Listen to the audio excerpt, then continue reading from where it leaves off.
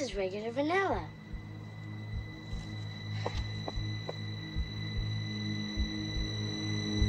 I want a vanilla twist.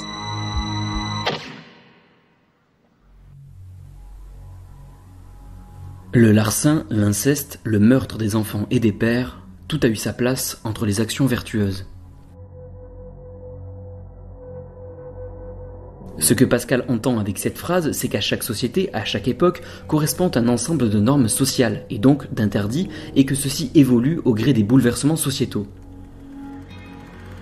Dans les années 70, aux États-Unis, le milieu du cinéma est encore parasité par le puritanisme, dont l'apogée fut le code Hays en vigueur entre 1934 et 1966. Parmi tout un ensemble de tabous, il en est un qui s'est solidement ancré. La caméra hollywoodienne ne doit pas montrer le meurtre d'enfants. Cependant, John Carpenter, le réalisateur du film Assaut, sorti en 1976 et dont nous avons vu un extrait en début de chronique, déteste prodigieusement qu'on lui dise ce qu'il doit faire.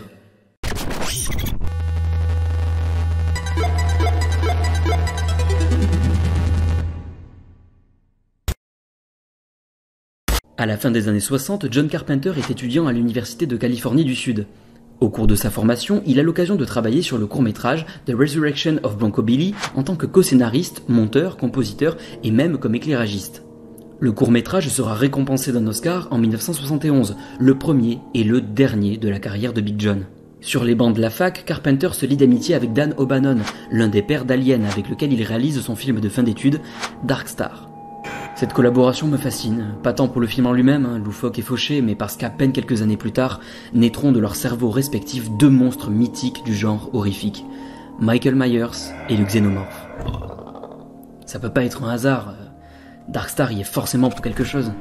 Mais en 1974, lors de sa sortie en salle, le film ne séduit pas, et le succès passé de The Resurrection of Bronco Billy se dissipe peu à peu. Pour lancer sa carrière, Carpenter a tout intérêt à faire profil bas, à écrire des scénarios préconçus pour des séries B et courber l'échine devant les tout-puissants studios. Pourtant, quand la CKK Corporation, société de production de films d'exploitation tellement obscure que je n'ai pu trouver aucun autre exemple de film produit en dehors d'Assaut, donnera carte blanche à Carpenter et lui confiera $100 000 pour réaliser un long métrage, le futur réalisateur d'Halloween fera le choix de la radicalité. Hey, this is regular vanilla.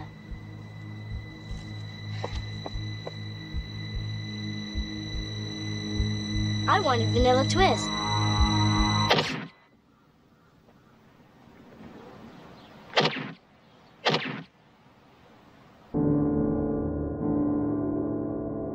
La mort, violente, rapide, brutale, inéluctable. Comme nous l'indique Stéphane Boulet dans son livre sur l'œuvre de John Carpenter, Les masques du maître de l'horreur, le plan de la mort est d'une neutralité assumée. L'arrière-plan est une haie végétale sombre qui bloque la vue et masque toute perspective. Il est là précisément parce qu'il ne représente rien d'intéressant. On ne doit pas le remarquer, il n'y a aucun élément qui accroche le regard.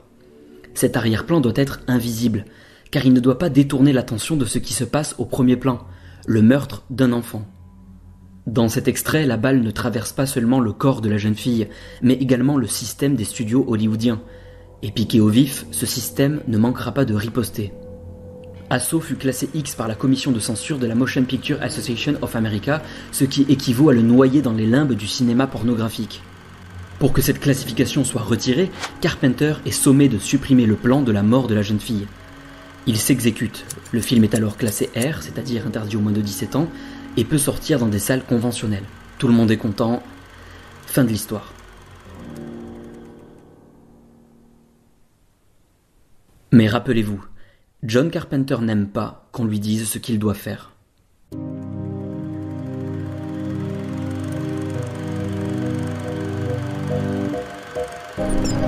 Je déteste la censure, philosophiquement.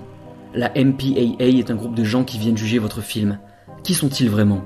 Des profs et des gens lambda dans les centres commerciaux. Le reflet de l'Amérique moyenne. Si Carpenter a bel et bien coupé la scène pour la MPAA, il enverra une version non censurée de son film au réseau de distribution. Dès ses débuts, Big John transgresse les règles. Déjà avec Dark Star où il aurait dû flouter des posters de femmes nues. Alors, ce qu'il fit, certes, mais d'une façon tellement imparfaite et grossière qu'il est fort probable qu'il a volontairement saboté son travail de censure. Avec Assaut, John Carpenter veut choquer.